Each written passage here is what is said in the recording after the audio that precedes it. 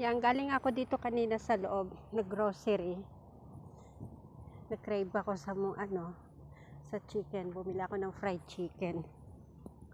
Then, nakakunik ako sa wifi dyan. Ayan, kausap ko naman yung kapatid ko si Isabel. So, ito yung labas ng supermarket.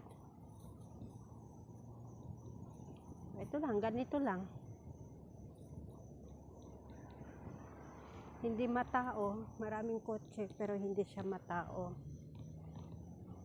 So, parang bawat tao yata dito is may sasakyan. Kaya mas marami yung sasakyan.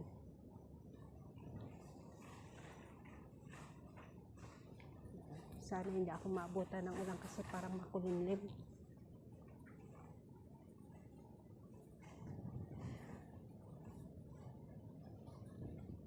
Hindi ko kasi sukat akalain na makakabili ako ng pagkain.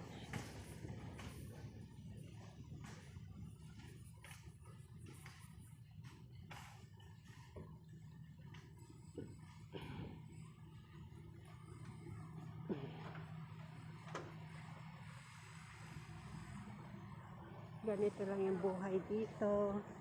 Sa totoo lang, malungkot ang buhay dito sa Amerika. Hindi ko feel. O dahil siguro wala pa akong kaibigan. Tapos day off ko sa linggo, Sabado at Linggo. Saan kaya ako pupunta? Ay nako.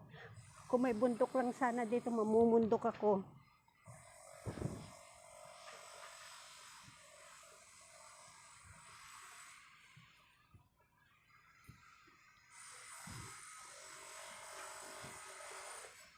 Titignan ko kung siguro mabalik ako doon sa market yung pinuntahan namin ni Amo kanina sa Sabado. Tingnan ako doon.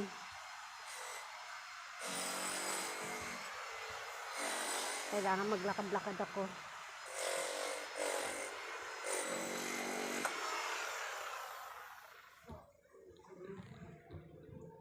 Makakalahi yata natin ang mga yun.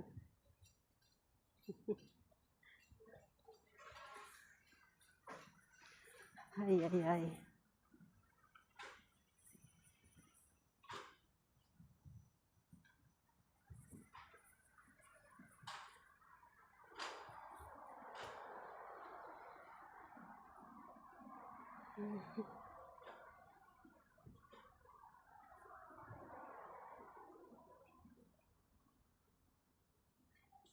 Ang ganda ng bulaklak ko.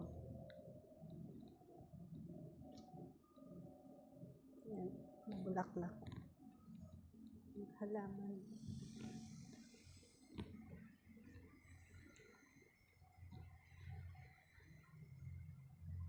Ang ganda naman ng bulaklak na to.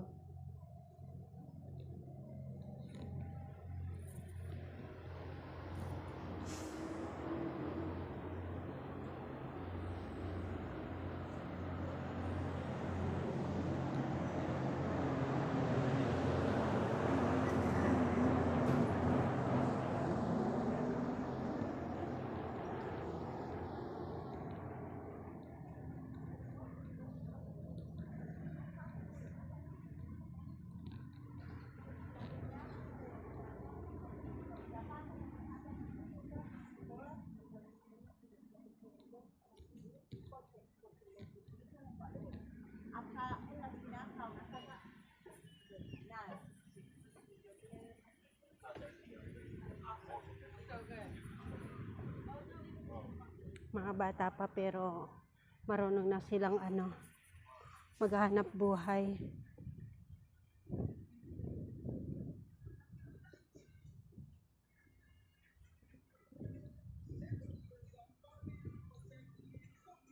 Yan nga ako dito sa nito.